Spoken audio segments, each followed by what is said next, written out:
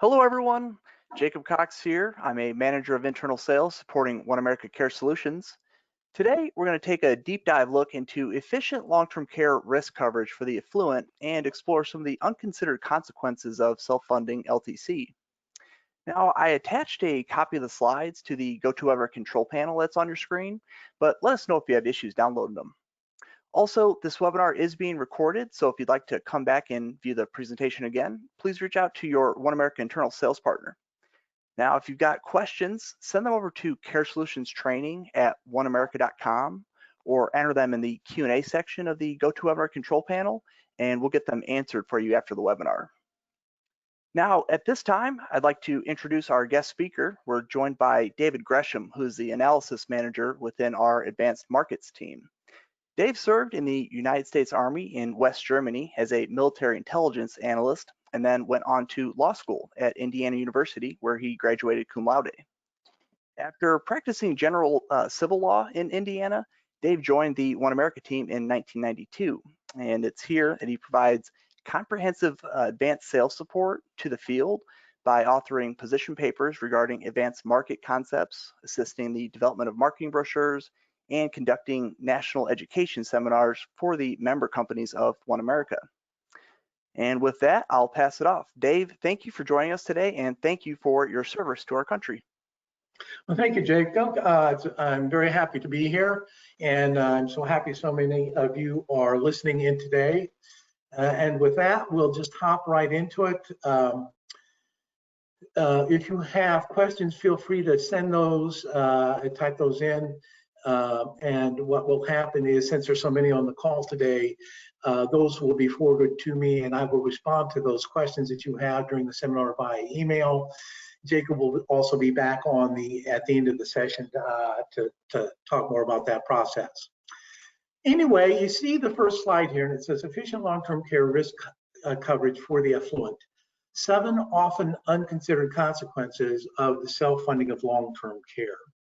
This is also a white paper that I have done with the same title, and you can order that through OneAmerica, and I will just give you that form number right now. I think Jacob may send it out later as well. The form number is I-33086. And once again, that's a white paper, and this PowerPoint we're going to listen to today tracks that white paper very closely. So as the title said, the title slide said, there are 7 unconsidered consequences that I deal with. This webinar today, we're going to discuss the first 4 in part 1. Part 2 will be in 2 weeks from today. So we're going to start part 1 with sequence of return risk. This first slide, I say, you often see a false dichotomy when planning for long-term care. And over the years, I have seen a lot of attorneys and worked with a lot of attorneys who work with the elder population. And they tend to fall into 2 categories. And of course, there's some crossover. But what you tend to see is either the Medicaid planners or the legacy planners. And the Medicaid planners are all about getting their clients to qualify for Medicaid. They're about maximizing the spousal empowerment rules, getting around the 5-year look back, turning countable assets into non-countable assets, and those types of things. And if a couple walks in and they're worth $1.5 million, they look at them and say, you can self-insure. Now, for all the things that we're going to talk about today, I feel that that is a disservice to those clients. Now, the legacy planners are generally allies in the process because most of them, if they've been around for a while, will have had a plan or a case gone awry because of an extended long-term care event. And so they are always much more willing to be involved and have long-term care insurance discussion as part of the process. So to see that going into the conversation. So often what you see, and you look at the first bullet comment here, you'll see this dichotomy between Medicaid or self-funding. And so you either see the idea that you're going to be impoverished or you're going to face a cycle of ever-increasing taxation without the ability to shift risk. Because once again, there's no such thing as self-insuring. That's why I call it self-funding. You know, when you're paying 100 cents on the dollar with your own money, that's not insurance. There's no risk involved. It's self-funding. The second point there, I say asset-based long-term care protection may be the most efficient method of paying for long-term care cost. And I talk about the 7 consequences: sequence of return risk, tax exposure, step-up basis, business succession plans, filial laws, trust use of the policies, and using business income to pay for the policies as well. Those are the 7 that we're going to cover over the next 2 weeks. Let's start with accumulation and sequence of return risk. I was reading an article several months ago, and it was talking about all the recessions that we've had just since 1980. You think of Black Monday, you think of the dot-com bubble, you think of the S&L crisis, you think of the recession of 2008. Now, of course, in 2020, we have COVID. So there has been a lot of volatility in the last 3 decades, just 3 to 4 decades, and we can all, think of those times when you've had substantial market drops.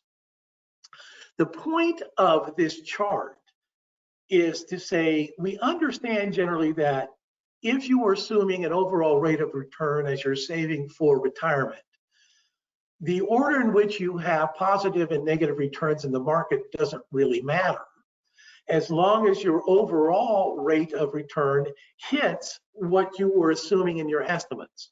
And so here I have 2 sequences. I have sequence 1 and I have sequence 2. And I have various rates of return over a 10-year period. As you look at this, if you see the rate of return on the left-hand column in the first year and the rate of return in the right-hand column in the last year, all I did was reverse the rates of return. I just look at the upper right-hand column compared to the lower left-hand column. I just reverse the rates. And so the overall rate here is basically 7.2. I doubled the money. I started with $1 million and I ended up with $2 million, a little bit more by the end of year 10, rule of 72, 7.2 rate of return. And it didn't matter when I had up years or down years, as long as by the end, when I added them all up and divided by 10, I got 7.2, the number is the same. However, when you're taking money out, when you're liquidating in retirement, what we call decumulation, the order of return makes a huge difference. So once again, here I have the top right, or top left to bottom right. You see, all I did was reverse the rates of return once again. But now I started with $1 million and took $100,000 a year out. In sequence 1, I have $200,000 more left at the end of year 10, but I've run out of money right after the end of year 8 under sequence 2. Same overall rate of return, but now because I had these 2 down years at the beginning of sequence of return, in sequence 2, year 2 and year 3, down years, the portfolio could never recover. So when you apply that to self-funding, we don't know when we're going to have a long-term care event, extended long-term care event. It's really somewhat beyond our control. And if we're planning to liquidate, especially property that's invested in the market, if you have to begin liquidation in a year when the market is down, once again, you may face a situation where the portfolio can never recover. Wouldn't it be nice to have an asset that you can take money out of that is totally independent of this market return risk and that causes you no tax consequence as well? So that's why I deal with this up front. I think the sequence of return risk is something that's underappreciated, especially by counsel and Medicaid planners, but by a lot of financial planners as well. That when you're decumulating, when you're thinking about self-funding for funds that are in the market, that rate of return in years when you have to take big withdrawals is a huge factor. It was interesting, I was reading an article, it's actually by another insurance company. They studied a market rate of return, and they did a market rate of return analysis over a 30-year period. And it was actually a real life study. They started with 2 retirees, one retired in '69 and one retired in 1971, so 2 years later. And what they did is they started with $2 million and they took out $100,000 a year. And they wanted to see if that was enough for each of them if they retired at age 65 to last the 30 years. For the one who retired at 69, in the very first year, he had a 15% down market and ran out of money by basically age 85.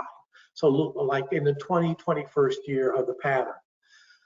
The one who retired at 71 started taking, or in 1971 at age 65, taking the money, didn't experience a down year until about the 4th or 5th year into the pattern, took the same $100,000 a year out, and they had almost $1 million left at the end of 30 years. And then once again, it demonstrated the dramatic importance of your sequence of return as your liquidating account.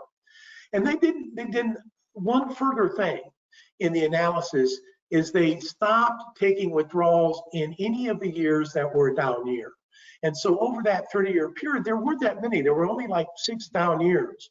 And so they look at the one who ran out of money and they just stopped taking money in down years. And at the end of the 30th year, they had $1 million. And so it is kind of an interesting study. We don't think about how that works when we talk about self-funding and liquidating and paying for retirement expenses. I actually did that with this chart. So if you look at sequence 2, I have basically got 3 down years. It's year 2, year 3, and year 8. I did the same analysis and simply didn't take any money out in those down years. And at the end of year 10, I had almost $300,000 left in that scenario, assuming a 0 rate of return in the years that I did not take money out, just a 0 rate of return. And they still ended up with almost $300,000. So that's number 1, sequence of return risk. Now let's move on to number 2. And this is something I call tax exposure risk. And I have a chart on this page. And this chart is actually something that I developed about, I don't know, maybe 15 years ago. I did a big conference for the One American companies down in Scottsdale, Arizona. And the whole meeting had a Southwestern theme. And so I taught a class that we called the whole tax enchilada. And what we were doing is we were comparing at that time just life insurance and annuities to other investments, to capital gain, to ordinary income, to deferred income, to tax-free, all these things to see when you looked at life insurance as an item of property, how did it compare? And that was the genesis of this chart that you see here. So down the left-hand side, you see the type of income we're talking about, where it's coming from, the income generator, if you will, the investment. And then at the top, going from left to right, I have the tax item that type of income is either subject to or not subject to. And so the X reveals that it is hit by that item, and the no X means it's not affected by it. And I say that basically on this chart. The X's reveal exposure to taxes and surcharges. Reducing exposure to taxes, penalties, and surcharges means increasing net after-tax income. Hence, the fewer X's, the better. So as you drop down to the bottom of the chart, you see qualified long-term care insurance payments at the bottom are not affected by any of that. So now let's go on to expound upon this just a little bit more. Here's basically that last chart, but in a little different format. I say, how many bars of taxes and surcharges do you want your retirement income distributions to be subject to? The colors that appear only once on the chart are life insurance, withdrawals to basis, qualified HSA distributions, and qualified long-term care insurance distributions. Roth is next, with only pre-59 distributions being subject to tax. And so as you go down, you see the colors. It's maybe a little hard to read, but I start with non-qualified annuities, mutual funds, CDs, pensions. I talk about Roth, I talk about HSAs, and I talk about life insurance. And so you see not taxed once again down there at the bottom. The orange is your Roth, taxed until age 59 and a half, and then at 59 and a half, it becomes untaxed, just like your HSA, LTC, and your life insurance withdrawals to basis. Of course, asset care combines both the benefit of the life insurance and the long-term care insurance. So now let's talk about some of the numbers that drove those graphs and charts, or some of the concepts, if you will. And the first one is Social Security and the taxation of your Social Security benefits. So you see there on the left side, I have for a single individual.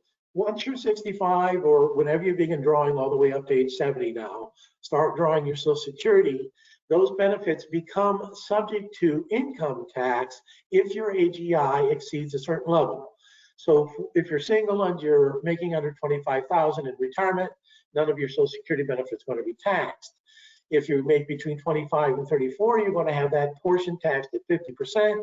And if you get above 34,000, that portion is going to be taxed at 85%. So 85 cents on every dollar of benefit will be subject to income tax. On the right-hand side, I have it for marrieds. Under 32, no tax. 32 to 44, taxed at 50%. And above 44,000, your benefits are going to be taxed at 85%. So if you take a benefit that is otherwise untaxed, but because your AGI goes up, it now becomes taxed, that is a multiplier on your taxes. Not, well, of course it is. If I'm in a 12% tax bracket, but now I add, $1,000 in Social Security benefits, 85% of which are going to be taxed, now I have another $850 subject to tax at 12%. So I have increased my overall taxation. The net rate, or the what I generally refer to as, it's the cost in tax on the next dollar taken. And so this is one of those things, exposure to the taxation on Social Security benefits, that increases the tax on the next dollar taken. Another one that's related to Social Security is IRMA. These are your income related monthly adjustments for payment of your Medicare Part D and Part B premiums. On this chart here, I just deal with the Part B because it's the major cost. Part D is a much lower amount, but it's still there. So, every year when you're retired and you're drawing or you're qualifying for Medicare, if you're taking Social Security, the government takes right out of that Social Security check the Part B premium. You never even see it. Most retirees never even see it. It's just their Social Security check arrives minus that amount. Now, there are a lot of people, it's for those who can afford to do it now, who are waiting till 70 to take the Social Security. But once again, they qualify for Medicare at 65. Indeed, you have to go and apply for it and be on the plan unless you have medically equivalent coverage. For those people, they actually have to pay the premium out of pocket until they start drawing their Social Security benefit. So in this column right here, second from the right, you see the premium amount. And then if you go to the left, you see the AGI at which you become subject to the surcharge for the Medicare Part B premium. And so you've got a different level, obviously, for singles and one for married filing jointly. The point being that if I'm married filing jointly and you see this greater than or equal to 174,000, I know my Medicare Part B premium is going to be 144.60 in 2020. If it's above that, now it's going to become 202 per month. It goes all the way up to 491.60. So almost between tripling and quadrupling the cost of my Medicare Part B premium, the more AGI I have in retirement. So once again, this increases the cost on the next dollar taken. It's a tax increase on that next dollar that a lot of people are not aware of. And so this is basically the dollar increase in that Part B premium as the income goes up. What you see a lot is a surprise for widows and widowers. They see a lot of exemptions amounts for married filing jointly, and then their partner dies and they go into a single tax bracket as a single taxpayer, and now they become exposed to surcharges and taxes that they were not when they were married. Another point about this is actually based on income from 2 years prior. What happens is the IRS says the income from a year that they get a tax return to Social Security Administration, and then they apply it for the subsequent year. So this level that they're testing here on income for 2020 is actually based on a taxpayer's 2018 tax returns.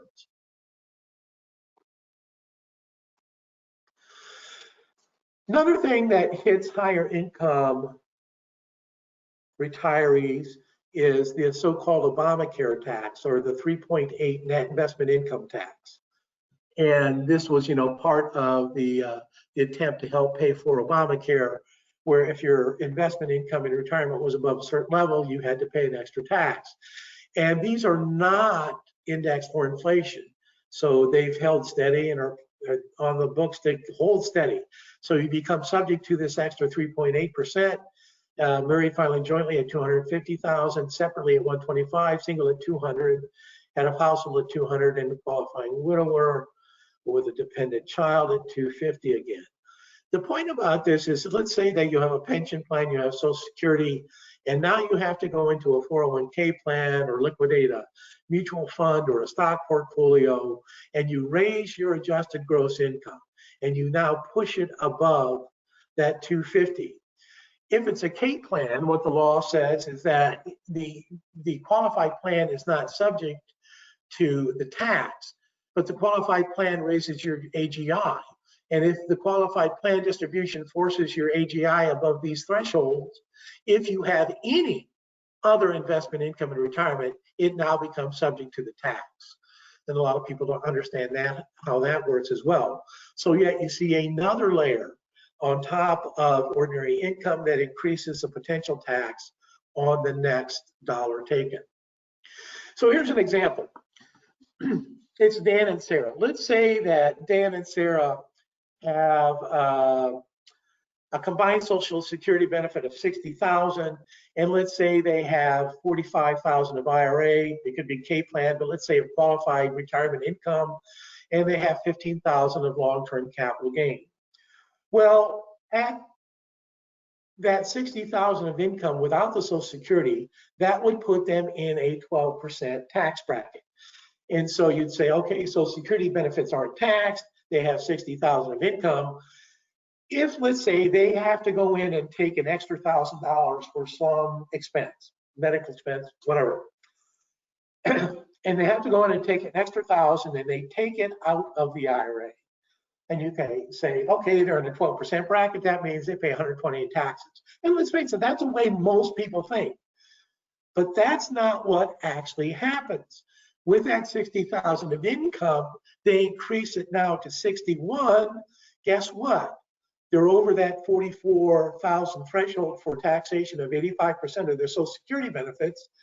So if you took an extra $1,000, now $850 of it's subject to tax in a 12% bracket. That means they pay $102 of taxes on more on their Social Security benefit.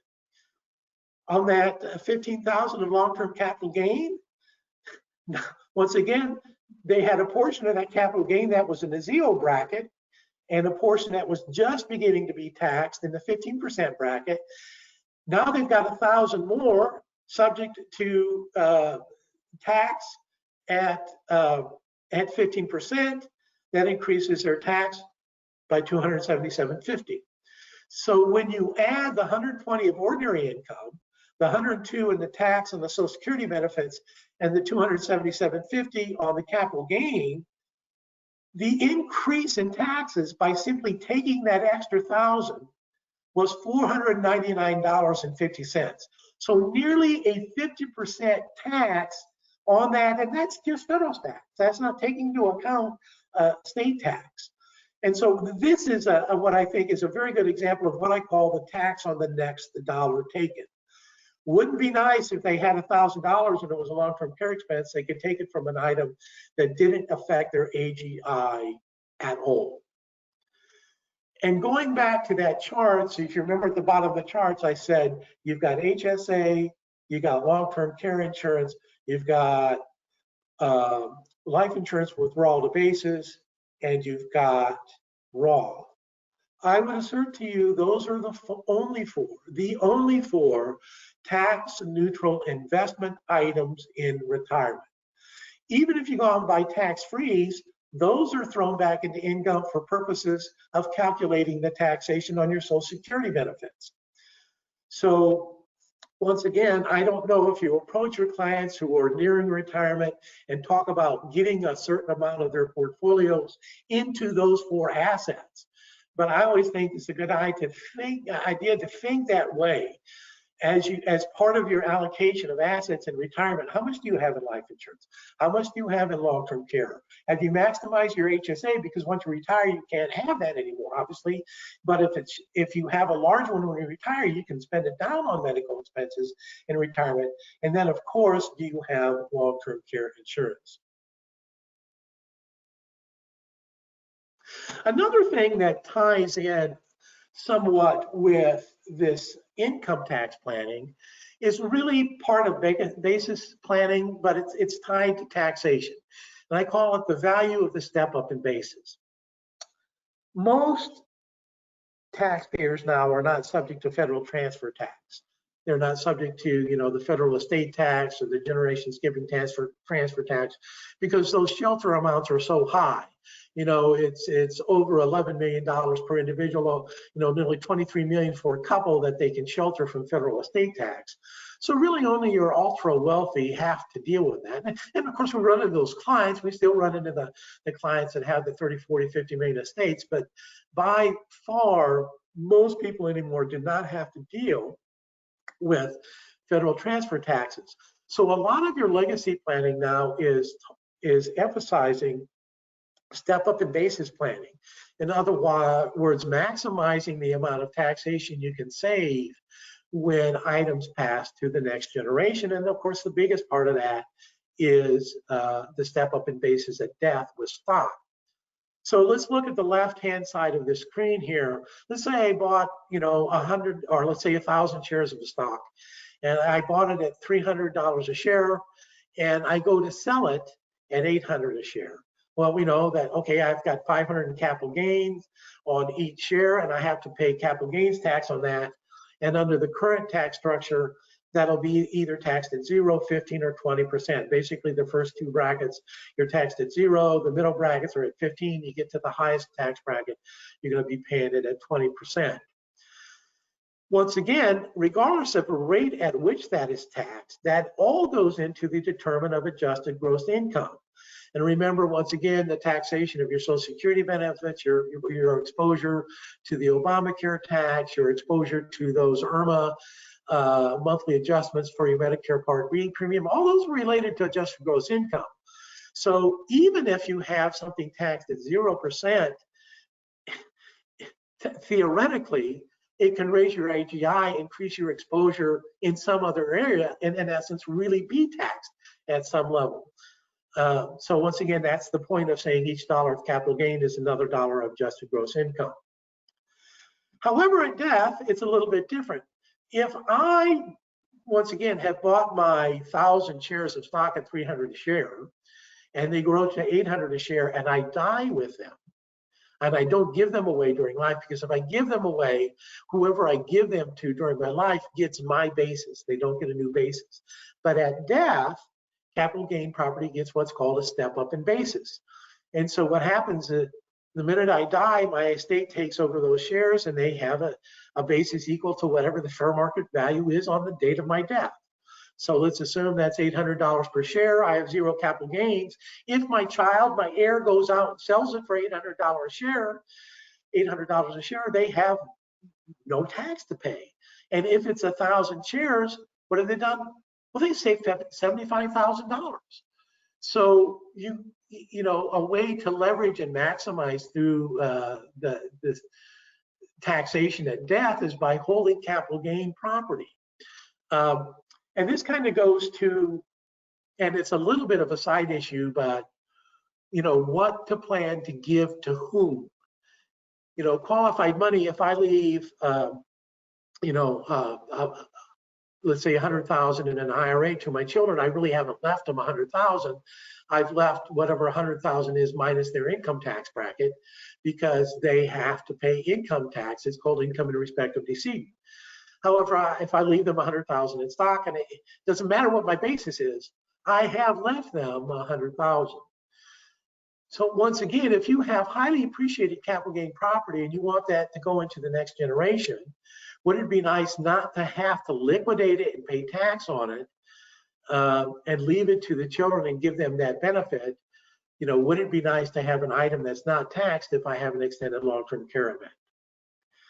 So once again, that's your consequence 3, the value of the step-up in basis, and having long-term care insurance helps you preserve the value of the step-up by basis by allowing you to transfer capital gain property to heirs that you might otherwise have to liquidate during your life.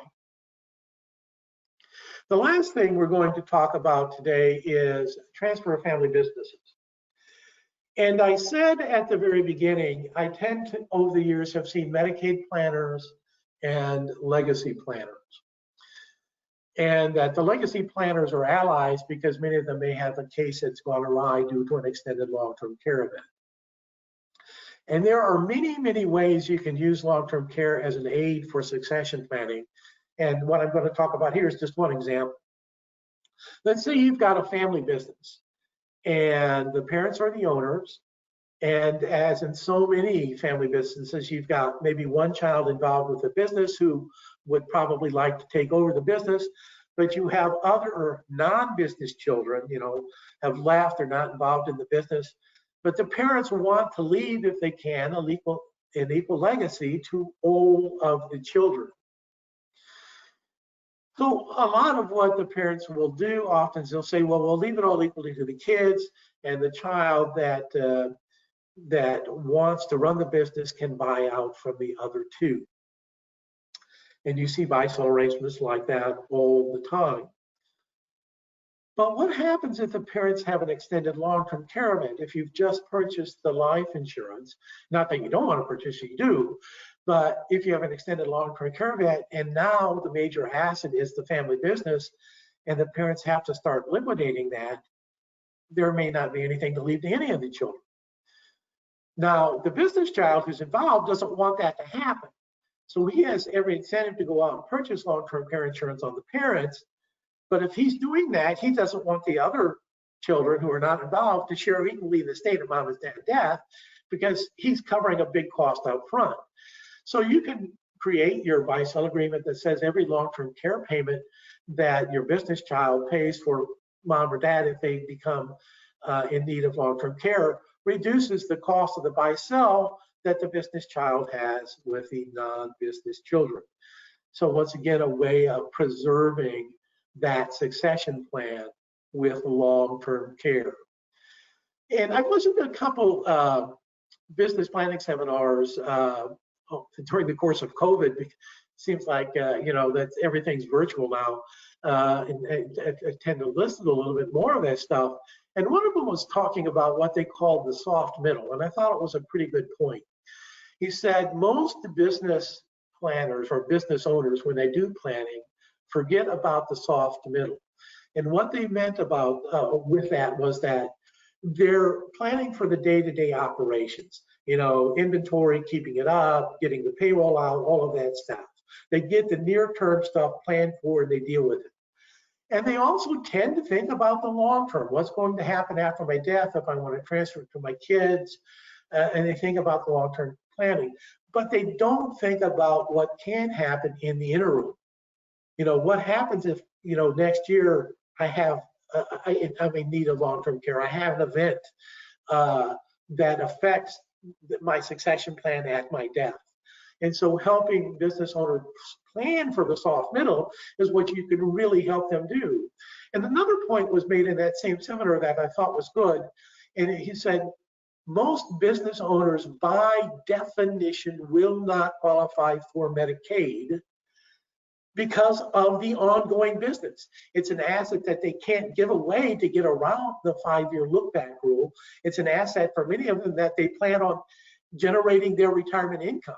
You know, I always used to say to agents, you know, S corporations corporations are a great retirement vehicle because as the parents, get out of the operations, if they still own, they still get the investment income from it. That's their retirement plan. But what happens with long-term care when that intervenes? It can nix the whole idea and the benefit of that happening.